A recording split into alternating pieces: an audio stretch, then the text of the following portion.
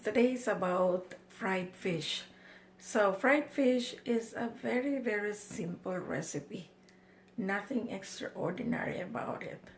But the catch is the sauce. So later on today, I'm going to show you how to make a delicious and captivating sauce. So, I really don't know unsa nga quality ka fish. Wala ko kabaloon sa ngalan, but they are small and ako na lang di-slice into two para dili maluto, and also kanang sometimes magod ang atong mahurot is half lang, so para dili ma-waste, no, dili na mausik ang fish, ay dili man mahurot man nato ang slice. So while the fish is cooking, akong buhaton ang atong sausawan, ha? Okay, here you go. So ang una natong isagol, no, ang una is ang soy sauce. Bisa kung sa nalang good, ang measurement ika mo na lang mahibalo depending on your need. Okay, and then ako lang nito 1 tablespoon ang soy sauce and vinegar.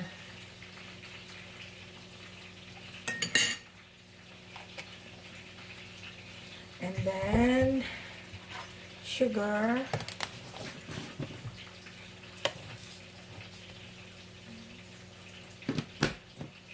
Para ka na lang. Here you go. And then, aside from vinegar,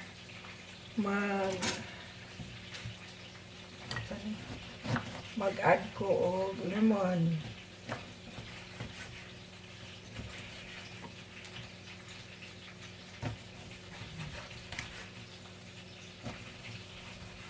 Guys, muna siya kung madumduman sa childhood. We used to have this sausawan. Kaya hilig man kaya akong family o kanang sili. More sausawan. More lemon.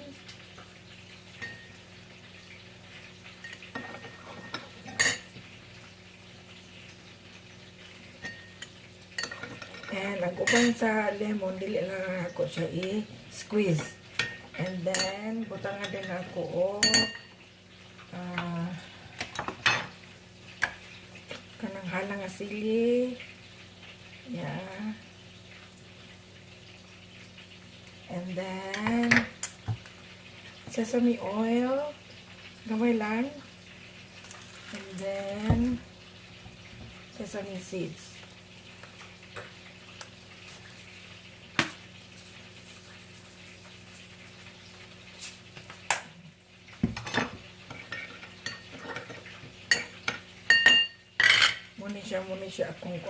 Muna siya akong gamiton niya pagkaon ko, muna akong sausawan, guys. This is very delicious with fish. Mo gini siya ang saktong nga ipari sa fish. And then let's go back. So I'll get back to you pag humana sa fish, okay? Pag maluto na ang fish. So here you go. It's now golden brown. So ito malapit na itong maluto. And then yeah, so I'm really craving and I can't wait to have this with my sausawan. I'm really craving for this for a long time. Everything I'm craving. Okay, so see you later. Hi guys, this is my fish. Ito ang finished product. So, sarap. So, I cannot wait to start my lunch now. So, actually, I started. I started na. So, because I can't wait, I just tasted it. So, this one is the salsa. I'm sorry, sausawan. We call that sausawan. So, kung walang sausawan talagang ano lang, hindi masyadong enjoy tayo pagkain ng fried fish. So, they both go together. So, this sausawan is, it's made of soy sauce, vinegar,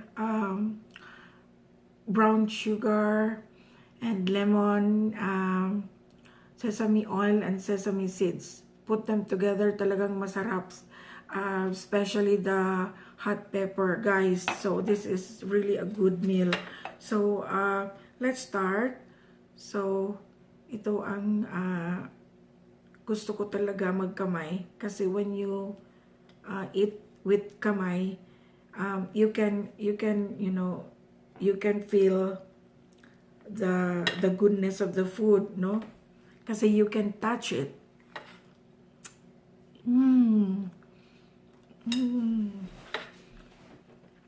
This one, guys,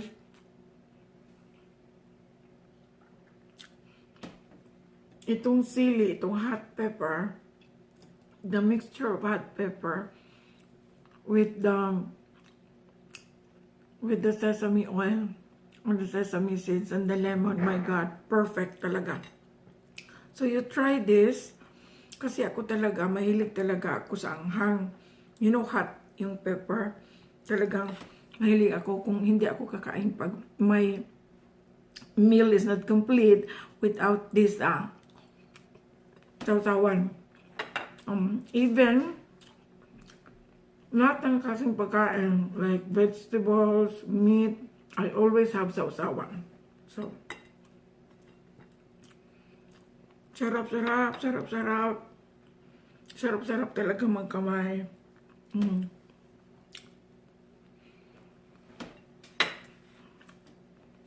So this one, this fish, hindi ko alam pa pangalan, but it's really, it looks like galunggong, but I don't think so.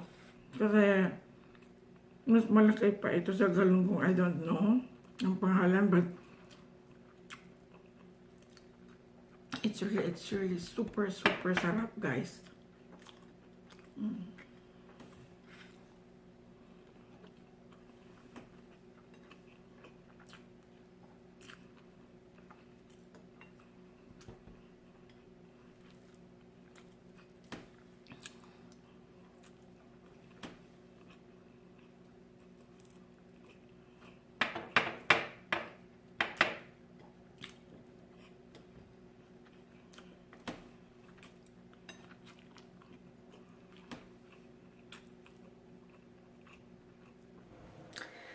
So, that is all for today. See you again next time.